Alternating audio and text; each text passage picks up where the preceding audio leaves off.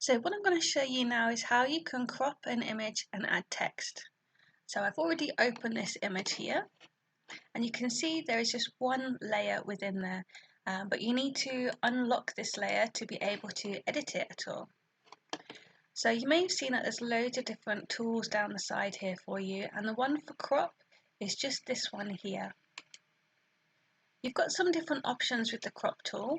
You can change it from a set ratio, or you can put in your own amounts. But you'll see when you do click on the crop, you have these little arrows or different lines at the top and corners and sides of your image. And all you need to do is drag over the section that you want to crop.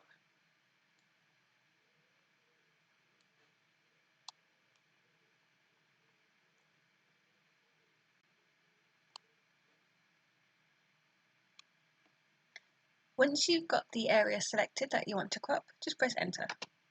And you'll see it has removed everything on the outside of that image. The next thing I want to do is add some text. So you can see along here you should have the text tool. And once this is selected, you will see that there are properties at the top for changing the font.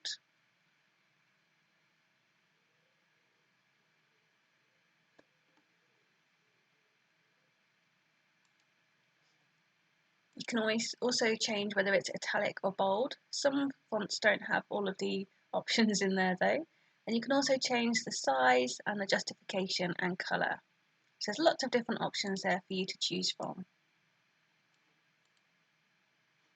So with the text tool selected, you'll see this little icon on your screen.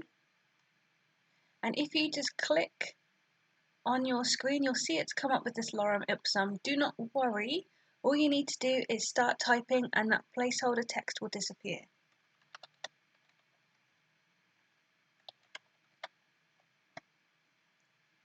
So with this text tool selected, you'll see it has created a new text layer there for you. And if you make a mistake, you can highlight it whilst you're still in this layer, and you can change the size